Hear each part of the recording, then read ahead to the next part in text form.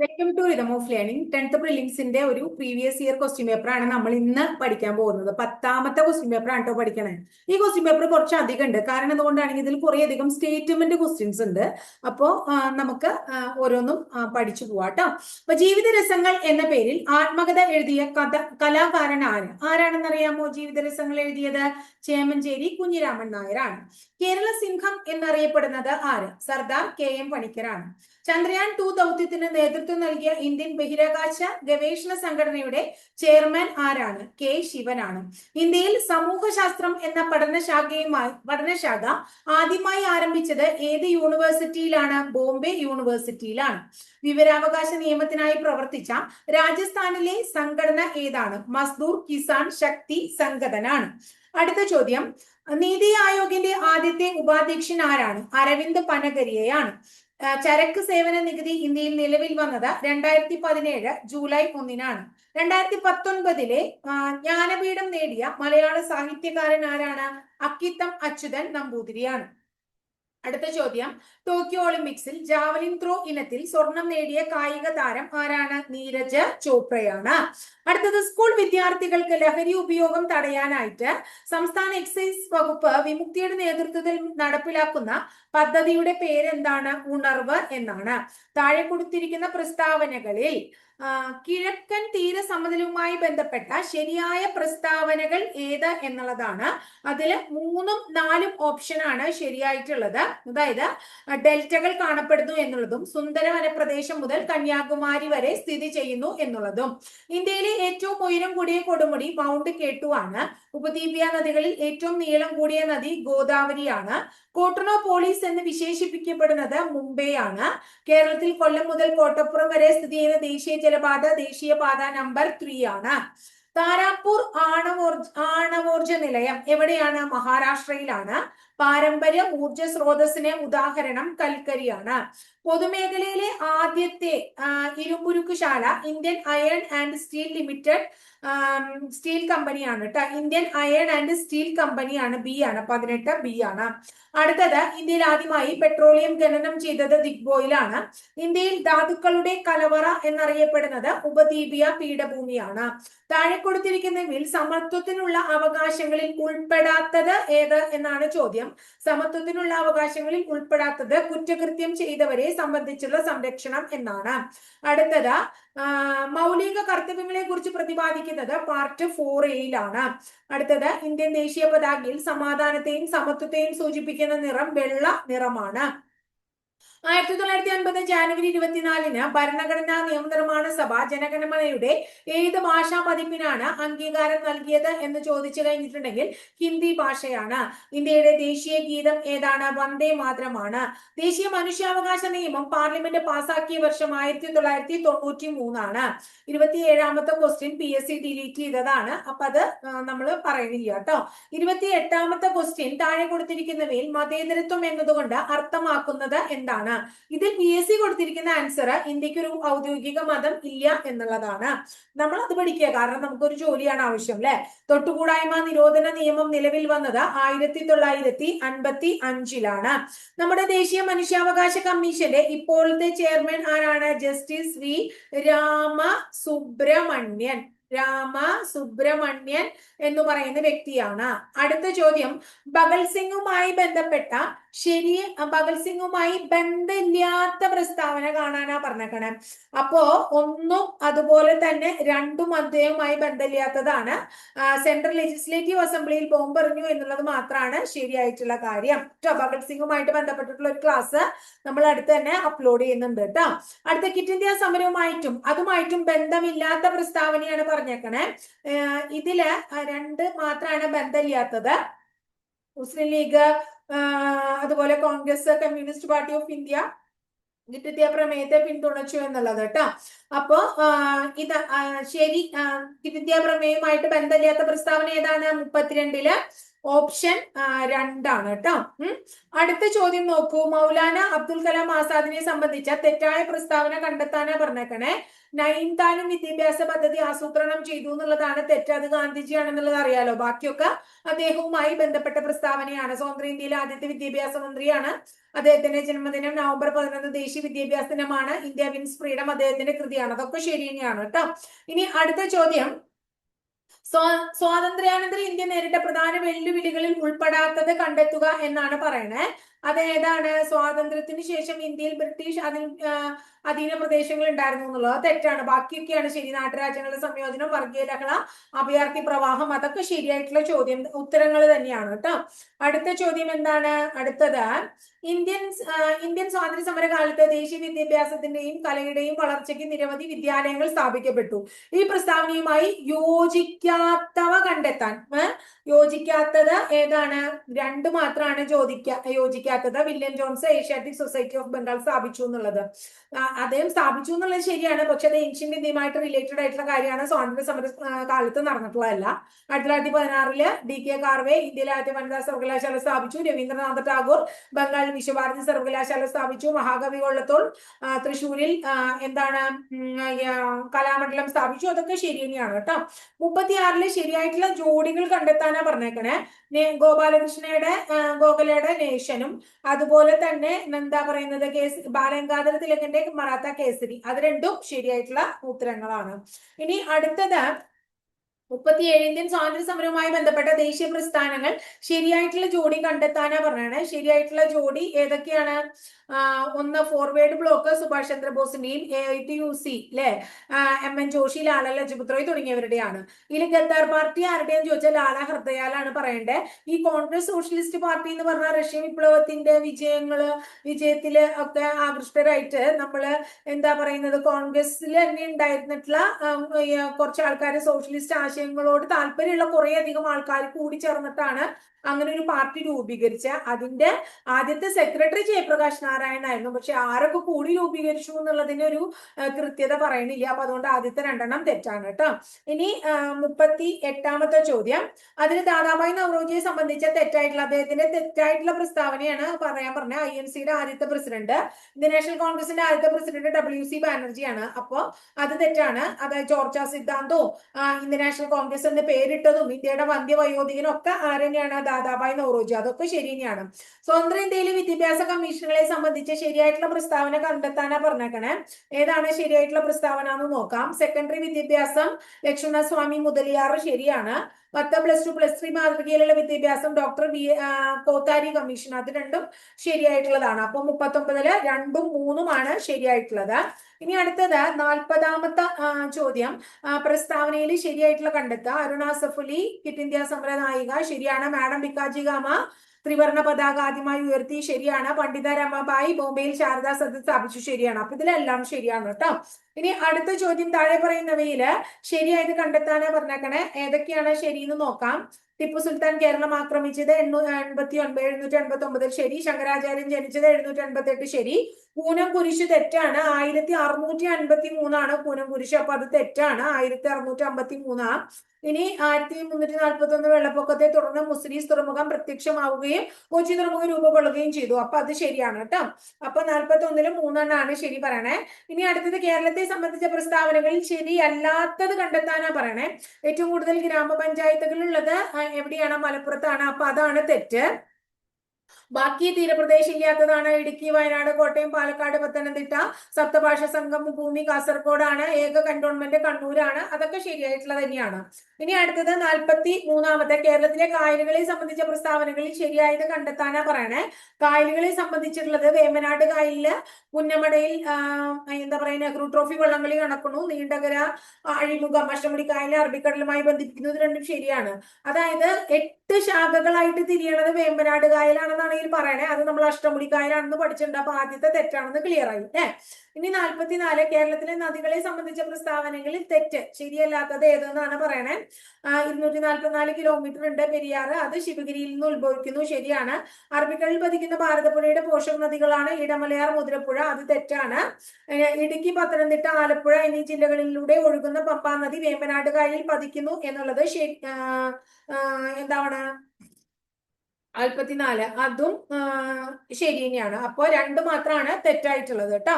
ഇനി 45-ാമത്തെ ചോദ്യത്തില് വൈദ്യുത പദ്ധതികളെ സംബന്ധിച്ച് തെറ്റായിട്ടുള്ളത് പറയണേ. അതിലേതാ തെറ്റെന്ന് പറയുന്നത് 2ഉം 3ഉമാണ് തെറ്റായിട്ടുള്ളത് കേട്ടോ. അതായത് 2ഉം 3ഉം തെറ്റാണ്. കോഴിക്കോട് ജില്ലയിലെ ഉറുമി ചൈനയുടെ സഹായത്തോടു കൂടിയിട്ടാണ് മലബാറിലെ ആദ്യത്തെ ജലവൈദ്യുത പദ്ധതി എന്ന് പറയുന്നത് കുറ്റ്യാടിയാണ്. അപ്പൊ അത് രണ്ടും തെറ്റാണെന്ന് ക്ലിയർ ആയി. ഇടുക്കി ജലവൈദ്യുത പദ്ധതി ഉത്പാദന ശേഷി 750 മെഗാവാട്ടാണ്. സ്വകാര്യ മേഖലയിൽ പ്രവർത്തിക്കുന്ന ആദ്യ ജലവൈദ്യുത പദ്ധതി മണിയാറാണ്. അപ്പൊ അത് ശരിയാണ് കേട്ടോ. ഇനി 46 കേരളത്തിലെ വന്യജീവി സങ്കേതങ്ങളിൽ സംബന്ധിച്ച തെറ്റായിട്ടുള്ള വന്യജീവി സങ്കേതങ്ങൾ സംബന്ധിച്ച തെറ്റായിട്ടുള്ളത് നെല്ലിക്കാമ്പട്ടി ഗെയിം സാങ്ച്വറി പറമ്പിക്കുളം അല്ല. നെല്ലിക്കാമ്പട്ടി പറമ്പിക്കുളം അല്ലല്ലോ. നെല്ലിക്കാമ്പട്ടി പണ്ട് നെല്ലിക്കാമ്പട്ടി പേരിൽ അറിയപ്പെട്ടിരുന്ന പെരിയാറാണ്. അപ്പൊ അത് തെറ്റാണ്. വയനാട് വന്യജീവി സങ്കേതത്തിൽ സംരക്ഷിക്കുന്നത് ആനയാണ്. അപ്പൊ അത് ശരിയാണ്. ഏറ്റവും കൂടുതൽ കാട്ടുപോത്തുകൾ ഉള്ളത് പെരിയാർ വന്യജീവി സങ്കേതത്തിലാണ്. പെരിയാറിൽ എന്നിട്ടുള്ള ആനയൊക്കെയുള്ള അല്ലെ. അതുപോലെ തന്നെ ടൈഗർ റിസർവ് ആണ്. അപ്പൊ അത് തെറ്റാണ്. തെന്മല ഇക്കോ ടൂറിസം പദ്ധതി ചെന്തുരുണി വന്യജീവി സങ്കേതത്തിലാണ് സ്ഥിതി ചെയ്യുന്നത് എന്നുള്ളത്. അപ്പോ അത് ശരിയാണ്. അപ്പോ 1ഉം 3ഉമാണ് തെറ്റായിട്ടുള്ള ഇതുള്ളത് കേട്ടോ. ഇനി അടുത്തത് 47 കേരളത്തിലെ ദേശീയോദ്യാനങ്ങളെ സംബന്ധിച്ച് ശരിയായ പ്രസ്താവന കണ്ടെത്താനാ പറയണേ. ലോക പൈതൃക പട്ടികയിൽ ഉൾപ്പെട്ടതാണ്. ഏറ്റവും കൂടുതൽ ജൈവ വൈവിധ്യം ഉള്ളതാണ്. ഏറ്റവും ചെറിയത് പാമ്പാടൻ ചോലയാണ്. അപ്പൊ 3ഉം ശരിയാണ് കേട്ടോ. ഇനി അടുത്ത 48 കേരളത്തിലെ മത്സ്യബന്ധന മേഖലയുമായി യോജിക്കാത്തത്, അതായത് തെറ്റായിട്ടുള്ളത്. ആദ്യത്തെ തന്നെ തെറ്റാണ്. കേരളത്തിന്റെ ഔദ്യോഗിക മത്സ്യം കരിമീനാണ് അല്ലെ. അപ്പൊ ആദ്യത്തെ തെറ്റാണ്. കേരള മത്സ്യബന്ധന മേഖലയുടെ സമഗ്ര വികസനം ലക്ഷ്യമിട്ട് കേന്ദ്ര സർക്കാർ ആരംഭിച്ച പദ്ധതി പ്രധാനമന്ത്രി മത്സ്യസമ്പദ് യോജനയാണ്. കൊച്ചി വാട്ടർ മെട്രോയുടെ ഭാഗ്യചിഹ്നമാണ് ജൻകു. ശരിയാണ്. അതായത് കേരള മത്സ്യബന്ധന സമുദ്ര ഗവേഷണ കേന്ദ്രമായ Kerala university of fisheries and ocean science Panangad എന്ന് പറയുന്ന സ്ഥലത്താണ് സ്ഥിതി ചെയ്യുന്നത്. എവിടെയാണ്? പനങ്ങാടാണ് സ്ഥിതി ചെയ്യുന്നത്. അപ്പൊ അത് തെറ്റാണ്. ഇനി അടുത്ത ചോദ്യം എന്താണ്? 49-ാമത്തെ ചോദ്യം ഗോദർമ്മരാജയെ സംബന്ധിച്ച് ശരിയായ പ്രസ്താവന. കേരള സ്പോർട്സ് കൗൺസിലിന്റെ പ്രസിഡന്റാണ് അദ്ദേഹം. സ്ഥാപക പ്രസിഡന്റ്. ഒക്ടോബർ 13 അദ്ദേഹത്തിന്റെ ജന്മദിനം കേരള സർക്കാർ സംസ്ഥാന കായിക ദിനമായി ആചരിക്കുന്നു. ശരിയാണ്. കേരള വിനോദസഞ്ചാരത്തിന്റെ പിതാവാണ്. ശരിയാണ്. തിരുവനന്തപുരം വിമാനത്താവളത്തിന്റെ വികസനത്തിനായിട്ട് പ്രവർത്തിച്ച വ്യക്തിയാണ്. അതും ശരിയാണ്. അടുത്ത ഒളിമ്പിക്സും കേരളവും സംബന്ധിച്ച പ്രസ്താവനകളിൽ ശരിയായത് കണ്ടെത്താനാണ് പറഞ്ഞേക്കണേ. ഇതില് ഒളിമ്പിക്സിൽ പങ്കെടുത്ത ആദ്യ മലയാളി വനിത ഷൈനി വിൽസൺ തെറ്റാണ്. ഒളിമ്പിക്സിൽ മെഡൽ നേടുന്ന രണ്ടാമത്തെ മലയാളി PR ശ്രീജേഷ് ശരിയാണ്. KT ഇർഫാൻ ടോക്കിയോ ഒളിമ്പിക്സിൽ അത്ലറ്റിക്സിന്റെ റേസ് വാക്കിംഗ് ഇനത്തിൽ യോഗ്യത നേടി എന്നതും ശരിയാണ്. ക്ലിയർ ആയില്ലേ? ഇനി 51-ാമത്തെ ചോദ്യമാണ് പറയണേ. മന്നത്ത് പത്മനാഭനെ സംബന്ധിച്ച ശരിയായ പ്രസ്താവനകൾ കണ്ടെത്താനാ പറയണേ. 1947 മുതുകുളം പ്രസംഗവുമായി ബന്ധപ്പെട്ട സാമ്യ പരിഷ്കർത്താവ് ശരിയാണ്. 1959 വിമോചന സമരത്തിന് നേതൃത്വം നൽകി. ശരിയാണ്. ഭാരത കേസരി എന്നറിയപ്പെടുന്നു. ശരിയാണ്. 35 കോഴഞ്ചേരി പ്രസംഗം നടത്തിയ നേതാവ് അത് തെറ്റാണ് കേട്ടോ. അപ്പൊ അതാണ്, അതായത് അദ്ദേഹവുമായി ബന്ധപ്പെട്ടിട്ട് 1ഉം 2ഉം 3ഉം ശരിയാണ്. അതാണ് ഉത്തരം പറയേണ്ടത് കേട്ടോ. ശരിയായ പ്രസ്താവനകൾ എന്ന് പറയുമ്പോൾ അടുത്ത 52-ാമത് കുമാരഗുരുദേവനെ സംബന്ധിച്ച തെറ്റായ പ്രസ്താവന. തെറ്റായിട്ടുള്ള പ്രസ്താവന കണ്ടെത്താനാ പറയണേ. കുമാരഗുരുദേവൻ അല്ലെ. അത് പൊയ്കയിൽ അപ്പച്ചൻ ശരിയാണ്. പ്രത്യക്ഷ രക്ഷാ ദൈവസഭയുടെ സ്ഥാപകൻ ശരിയാണ്. വെട്ടിയാട്ട് അടിലഹള ശരിയാണ്. ക്രിസ്തീയ സമുദായത്തിൽ നിലനിന്നുകൊണ്ട് ജാതീയ ഉച്ചനീതിത്വങ്ങൾക്ക് എതിരെ പ്രവർത്തിച്ചു. അത് തെറ്റാണ്. 52 മാത്രമാണ് തെറ്റ്. 53 VT പട്ടതിരിപ്പാടുമായി ബന്ധപ്പെട്ട പ്രസ്താവന അപ്പൊ ശരിയാണ്. കണ്ടെത്താൻ പറയണേ. നാനാജാതി മതസ്ഥർ ഒന്നിച്ചു താമസിക്കുന്ന കൊടുമുണ്ട കോളനി എന്ന ആശയം കൊണ്ടുവന്ന ഇദ്ദേഹമാണ്. ശരിയാണ്. ഗോശാ ബഹിഷ്കരണം ഇദ്ദേഹത്തിന്റെയാണ്. ശരിയാണ്. വിധവാ വിവാഹത്തിന് തുടക്കം കുറിച്ചു. ശരിയാണ്. മിശ്ര വിവാഹത്തിന് തുടക്കം കുറിച്ചു. ശരിയാണ്. അപ്പോ VT പട്ടതിരിപ്പാടുമായി ബന്ധപ്പെട്ടിട്ടുള്ള പറഞ്ഞിട്ടുള്ള കാര്യങ്ങളൊക്കെ ശരിയാണ്. അടുത്ത് നോക്കൂ. പണ്ഡിറ്റ് കറുപ്പനുമായി ബന്ധപ്പെട്ടിട്ടുള്ള സംഘടനകൾ ശരിയായത് പറയാനാ പറയണേ അല്ലെ. പണ്ഡിറ്റ് കറുപ്പനുമായി ബന്ധപ്പെട്ടാവുമ്പോ നിങ്ങളൊന്ന് ആലോചിച്ച് നോക്കിയേ. സമത്വ സമാജം അല്ലെ, വൈകുണ്ഠ സ്വാമി, അത് തെറ്റാണ്. ബാക്കിയൊക്കെ ശരിയാ. ആര്യ സമാജവും ജ്ഞാനോദയം സഭ, കൊച്ചി പുലയ മഹാസഭ, അതൊക്കെ ശരിയാ. 55 ശ്രീനാരായണ ഗുരുവുമായി ബന്ധപ്പെട്ടിട്ടുള്ള ശരിയായ ജോഡി. അരിവിപ്പുറം പ്രതിഷ്ഠ നടത്തിയ അദ്ദേഹം 1888.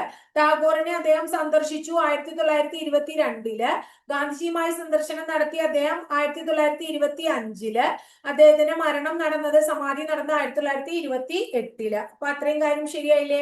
56 ചട്ടമ്പി സ്വാമികളെ സംബന്ധിച്ച് ശരിയായ പ്രസ്താവന കണ്ടെത്താനാ പറയണേ. 1892 സ്വാമി വിവേകാനന്ദൻ ചട്ടസ്വാമികളെ സന്ദർശിച്ചു എന്ന് പറയുന്നത് എറണാകുളത്ത് വെച്ചാണ് സന്ദർശിച്ചത്. അത് ശരിയായിട്ടുള്ള കാര്യമാണ്. ചട്ടമ്പി സ്വാമികൾ രചിച്ച നവമഞ്ജരി ശ്രീനാരായണ ഗുരുവിന് സമർപ്പിച്ചു, തെറ്റാണ്. ശ്രീനാരായണ ഗുരു ചട്ടമ്പി സ്വാമികൾ എന്നിവരുടെ ഗുരുവായിരുന്നു തൈക്കാടയ്യ, അതും ശരിയാണ്. അപ്പൊ 1ഉം 3ഉം ആണ് ശരിയായിട്ടുള്ള പ്രസ്താവനകൾ എന്ന് മനസ്സിലാക്കുക. 57ാമത്തെ ചോദ്യം എന്ന് പറയുന്നത് അയ്യങ്കാളിയെ സംബന്ധിച്ച പ്രസ്താവനകളിൽ ശരിയായത് കണ്ടെത്താനാ പറയണേ. അയ്യങ്കാളിയെ സംബന്ധിച്ചതില് ശരിയായത് 1937 അയ്യങ്കാളിയെ സന്ദർശിച്ച ഗാന്ധിജി അദ്ദേഹത്തെ പുലയ രാജാവ് എന്ന് വിളിച്ചു, സാധുജന പരിപാലന സംഘം സ്ഥാപിച്ചു. ഇത് രണ്ടും ശരിയാണ്. മറ്റുള്ളത് വർഷം കൊടുത്തിരിക്കുന്നതൊക്കെ തെറ്റാണ്. അപ്പോ 3ഉം 4ഉം ആണ് ശരി. 58 തിരുവിതാംകൂറിൽ നടന്ന രാഷ്ട്രീയ പ്രക്ഷോഭങ്ങളെ സംബന്ധിച്ച ശരിയായ പ്രസ്താവന ഏത് എന്നുള്ളതാണ്. അതിൽ എന്താണ് 3 മാത്രമാണ് ശരി. 1932 സംവരണം ആവശ്യപ്പെട്ട് ക്രിസ്ത്യൻ, മുസ്ലിം, ഈഴവ സമുദായം ചേർന്ന് നിവർത്തന പ്രക്ഷോഭം. അപ്പൊ അത് മാത്രമാണ് ശരി കേട്ടോ. ഇനി അടുത്തത് 59 അക്കമ്മ ചെറിയാനെ സംബന്ധിച്ച പ്രസ്താവനയിൽ ശരി ഏതാണ്? തിരുവിതാംകൂറിന്റെ ജാൻസി റാണി ശരിയാണ്. തിരുവനന്തപുരത്തെ ജുവാൻ ഓഫ് ആർക്ക് ശരിയാണ്. അക്കമ്മ ചെറിയാന്റെ ആത്മകഥാ ജീവിതം ഒരു സമരം ശരിയാണ്. അപ്പൊ ഈ ക്വസ്റ്റ്യൻ പേപ്പറിൽ മുഴുവൻ റിനൈസൻസ് ആണ്, കേരള റിനൈസൻസ് അല്ലെ. അടുത്തത് കേരള സാമൂഹിക പരിഷ്കർത്താക്കളും പ്രസ്ഥാനങ്ങളും സംബന്ധിച്ച് ശരിയായ ജോഡി കണ്ടെത്താനാ പറയണേ. വാഗ്ബടാനന്ദൻ ആത്മവിദ്യാസംഘം ആരുടെയാണ്? വാഗ്ബടാനന്ദന്റെയാണ്. അടുത്തത് സഹോദര പ്രസ്ഥാനം സഹോദരൻ അയ്യപ്പന്റെയാണ് അല്ലെ. വൈകുണ്ഠസ്വാമി സമത്വ സമാജം അല്ലെ. യോഗക്ഷേമ സഭ വി.ടി. ഭട്ടതിരിപ്പാടിന്റെയാണ് യോഗക്ഷേമ സഭ. അപ്പൊ ക്ലിയർ ആയല്ലോ. ഇനി അടുത്തത് ഭൂമിയുടെ ശ്വാസകോശം എന്നറിയപ്പെടുന്ന ആമസോൺ മഴക്കാടുകളിൽ ഭൂമിയുടെ ഓക്സിജൻ എത്ര ശതമാനം നൽകുന്നു? 20% നൽകുന്നു എന്നുള്ളതാണ് ശരി. അടുത്തത് സ്പോട്ടഡ് ഫീവർ എന്ന രോഗത്തിന് കാരണമായിട്ടുള്ള രോഗാണു ഏതാണ്? റിക്കറ്റ്സിയ ആണ് അതിന് കാരണമായിട്ടുള്ള രോഗാണു. മനുഷ്യരിലെ നൈട്രോജനിക വിസർജ്യ പദാർത്ഥമായ യൂറിയ ഉൽപ്പാദിപ്പിക്കുന്നത് ഏത് അവയവത്തിൽ വെച്ചാണ്? കരളിൽ വെച്ചാണ്. ഇരപിടിയൻ സസ്യങ്ങൾ അവ വളരുന്ന മണ്ണിൽ ഏത് മൂലകത്തിന്റെ അഭാവം ഉണ്ടാകുമ്പോഴാണ് പ്രാണികളെ പിടിക്കാനുള്ള കഴിവ് ആർജിക്കുന്നത്? ഏതിന്റെയാണ്? നൈട്രജന്റെയാണ് കേട്ടോ, നൈട്രജൻ. അടുത്ത ചോദ്യം എന്താണ്? അതായത് പ്രകാശസംശ്ലേഷണ പ്രക്രിയയുമായി സസ്യങ്ങൾ പുറത്തേക്ക് വിടുന്ന ഓക്സിജൻ വാതകം എന്തിന്റെ വിഘടന ഫലമായിട്ട് ഉണ്ടാകുന്നതാണ്? ജലത്തിന്റെ വിഘടന ഫലമായിട്ട്. കുടിവെള്ളത്തിലൂടെ പകരുന്ന രോഗത്തിന് ഉദാഹരണമാണ് ടൈഫോയിഡ്. കേരളത്തിൽ ദേശാടന പക്ഷികൾ ധാരാളമായി വിരുന്നെത്തുന്ന പ്രദേശം ഏതാണ്? എവിടെയാണ് ദേശാടന പക്ഷികളെ ധാരാളമായി കണ്ടെത്തുന്നത്? തട്ടേക്കാട് പക്ഷി സങ്കേതത്തിൽ. കേന്ദ്ര കിഴങ്ങുവിള ഗവേഷണ കേന്ദ്രം എവിടെയാണ്? കിഴങ്ങുവിള ഗവേഷണ കേന്ദ്രം തിരുവനന്തപുരത്താണ്. അടുത്തത് സങ്കരയിനം നെല്ലിന് ഉദാഹരണം എന്താണ്? അന്നപൂർണയാണ്. അടുത്തത് പയറുവർഗത്തിൽപ്പെട്ട സസ്യങ്ങളുടെ വേരുകളിൽ വസിച്ച് നൈട്രജനെ വലിച്ചെടുക്കുന്ന ബാക്ടീരിയ ഏതാണ്? റൈസോബിയം ആണ് കേട്ടോ, റൈസോബിയം ബാക്ടീരിയയാണ്. ക്ലിയർ ആയല്ലോ. അടുത്ത ചോദ്യം ആറ്റത്തെ സംബന്ധിച്ച ചില പ്രസ്താവനകൾ അല്ലെ തന്നിരിക്കുന്നവയിൽ ശരിയായ പ്രസ്താവന കണ്ടെത്താനാണ് പറയുന്നത്. ആറ്റത്തിന്റെ കൂടുതൽ ഭാഗവും ശൂന്യമാണ്. ആറ്റം വൈദ്യപരമായി നിർവീര്യമാണ്. അടുത്ത് വിഭജിക്കാൻ കഴിയില്ല, തെറ്റാണ്. എല്ലാ ആറ്റങ്ങളുടെയും ന്യൂക്ലിയസിന് ഒരേ സാന്ദ്രതയാണ്. അപ്പോ 1ഉം 2ഉം 4ഉം എന്താണ്? ശരിയായിട്ടുള്ളതാണ് എന്ന് മനസ്സിലാക്കുക കേട്ടോ. അടുത്തത് എന്താണ്? 72ാമത്തെ ചോദ്യമാണ്. ഏത് ലോകത്തിന്റെ എന്ന് ചോദിച്ചത് കൊണ്ടായിരിക്കും ഇത് സിംഗിന്റെ കയ്യിലാണ് കലാമിൻ, പക്ഷെ അത് ലോകം എന്ന് പറഞ്ഞ കാരണമാണ് അത് PSC ഡിലീറ്റ് ചെയ്തു കേട്ടോ. 73 ശരിയായ വർഗീകരണവുമായി ബന്ധപ്പെട്ട് പട്ടിക നമ്മൾ ശരിയായിട്ടുള്ള ജോഡി കണക്കാക്കാനാ പറയണേ. ത്രികങ്ങൾ ആരാണ്? ഡോബറൈനർ ആണ്. അതുപോലെ തന്നെ എന്താ പറയുന്നത്? അഷ്ടകങ്ങൾ ആരാണ്? അഷ്ടകങ്ങൾ ന്യൂലാൻഡ്സ് ആണ് അഷ്ടകങ്ങൾ എന്ന് പറയുന്നത്. അടുത്തത് അപ്പോ 3ാമത്തെ ഏതാണ്? ആറ്റോമിക ഭാരം അടിസ്ഥാനമാക്കിയിട്ടുള്ളത് മെന്റലിയഫ് ആണ് അല്ലെ. ആറ്റോമിക് നമ്പറിനെ അടിസ്ഥാനപ്പെടുത്തിയിട്ടുള്ളത് ആരാണ്? ആറ്റോമിക് നമ്പറിനെ അടിസ്ഥാനപ്പെടുത്തിയിട്ട് ഹെൻറി മോസ്ലി ആണ് ആറ്റോമിക് നമ്പർ ട്ടോ. അടുത്തത് 74ാമത്തെ ചോദ്യം. ഒരു ടെസ്റ്റ് ട്യൂബിൽ നിന്നും പുറത്തു വരുന്ന വാതകത്തിന് നേരെ എരിയുന്ന തീക്കൊള്ളി കാണിച്ചപ്പോൾ തീക്കൊള്ളി അണയുകയും വാതകം ശബ്ദത്തോടെ കത്തുകയും ചെയ്തു. ഇത് ഏത് വാതകമാണ് എന്ന് ചോദിച്ചാൽ ഹൈഡ്രജൻ ആണ് കേട്ടോ. അടുത്ത ചോദ്യം 75 ചില ആസിഡുകളുടെ ഉപയോഗങ്ങൾ താഴെ തന്നിരിക്കുന്നു. വീൽ തെറ്റായിട്ടുള്ള ജോഡി ചേർത്തിരിക്കുന്നത് എന്താണ്? Acetic acid. അത് തെറ്റാണ്. രാസവളങ്ങളുടെ നിർമ്മാണം എന്നുള്ളത് അതാണ് തെറ്റായിട്ടുള്ളത് കേട്ടോ. അസറ്റിക് ആസിഡ് എന്ന് പറഞ്ഞിട്ടുണ്ടെങ്കിൽ ഏറ്റവും ആദ്യം കണ്ടുപിടിച്ച ആസിഡാണ്, ഏറ്റവും പഴക്കമുള്ള ആസിഡാണ്. എന്താ പറയാ, മുട്ടത്തോടൊക്കെ മൃദുലമാക്കാൻ കഴിയുന്ന ആസിഡാണ് അത്. ഇത് പ്ലാസ്റ്റിക്, അതുപോലെ ഡൈ, റബ്ബർ എന്നിവയുടെ നിർമ്മാണത്തിനൊക്കെയാണ് അസറ്റിക് ആസിഡ് ഉപയോഗിക്കുന്നത്. ബാക്കിയൊക്കെ ശരിയാണ്. Sulphuric acid storage battery, tannic acid മഷി തുകൽ നിർമ്മാണം, സിട്രിക് ആസിഡ് ഭക്ഷ്യവസ്തുക്കൾ കേടുകൂടാതെ സൂക്ഷിക്കാൻ. ഇനി അടുത്ത ചോദ്യം എന്താണ്? 76. സോണാർ എന്ന ഉപകരണത്തിൽ ഉപയോഗിക്കുന്ന തരംഗങ്ങൾ ഏതാണ്? അൾട്രാസോണിക് ആണ് ഉപയോഗിക്കുന്നത്. ഒരു വസ്തുവിന് അല്ലെ അതിന്റെ സ്ഥാനം മൂലം ലഭ്യമാകുന്ന ഊർജം സ്ഥിതികോർജമാണ്. പ്രകാശം അതിന്റെ ഘടകവർണ്ണങ്ങളായി മാറുന്ന പ്രതിഭാസത്തിന് വിളിക്കുന്ന പേര് പ്രകീർണനം എന്നാണ്. ഊഷ്മാവിന്റെ യൂണിറ്റ്, ഇതിലെ ഊഷ്മാവിന്റെ യൂണിറ്റ് അല്ലാത്തത് ഏത് എന്നാണ് ചോദിച്ചിരിക്കുന്നത്. ഏതാണ്? പാസ്കൽ ഊഷ്മാവിന്റെ യൂണിറ്റ് അല്ല. ഒരു വസ്തുവിന് യൂണിറ്റ് സമയത്തിൽ ഉണ്ടാകുന്ന സ്ഥാനാന്തരണത്തെ വിളിക്കുന്ന പേരെന്താണ്? പ്രവേഗം എന്നാണ്. പ്രവേഗം. അപ്പൊ 80 ക്വസ്റ്റ്യൻ. അപ്പൊ നമ്മള് ഇന്ന് 10ാമത്തെ ക്വസ്റ്റ്യൻ പേപ്പറാണ് പഠിക്കണേ. അപ്പൊ 10 ക്വസ്റ്റ്യൻ പേപ്പർ അല്ലെ, 80 ക്വസ്റ്റ്യൻ വെച്ച് 800 എണ്ണം നമ്മൾ പഠിച്ചു. നമ്മൾ എത്ര ക്വസ്റ്റ്യൻ പേപ്പറാണ് ലക്ഷ്യമിട്ടേക്കണേ? 30 ക്വസ്റ്റ്യൻ പേപ്പറാണ് ലക്ഷ്യമിട്ടാണ്. അപ്പൊ 2400 പ്രീവിയസ് ക്വസ്റ്റ്യൻ നമ്മൾ പഠിക്കും മകളെ. അപ്പോ നിങ്ങൾ മനസ്സിലാക്കിക്കോളൂ. അതിൽ നിന്ന് ഒരു 50 ചോദ്യങ്ങളിൽ നമുക്ക് കിട്ടാണ്ടിരിക്കുമോ? തീർച്ചയായിട്ടും കിട്ടും, യാതൊരു സംശയമില്ല. പിന്നെ ഹോട്ട് ടോപ്പിക്സും കൂടെ പഠിക്കണില്ലേ, അപ്പൊ അതിൽ നിന്നും കിട്ടും. അപ്പൊ നമ്മൾ നല്ല ഉറപ്പായിട്ടും ജൂലൈ 18 നിങ്ങൾക്കുള്ളതാണ്. നിങ്ങളത് നേട് തന്നെ ചെയ്യും. ആ കോൺഫിഡൻസോട് കൂടി നിങ്ങൾ ഓരോ ദിവസവും മുന്നോട്ട് പോവുക. ഭംഗി വെറുതെ മുന്നോട്ട് പോയാൽ പോരാട്ടോ, നന്നായി പഠിക്കാൻ വേണം. ഓക്കെ, അപ്പൊ അടുത്ത ക്ലാസ്സിൽ മറ്റൊരു ക്വസ്റ്റ്യൻ പേപ്പറും നല്ല ഹോട്ട് ടോപ്പിക്കും ഒക്കെ ആയിട്ട് നമുക്ക് വീണ്ടും കാണാം കേട്ടോ.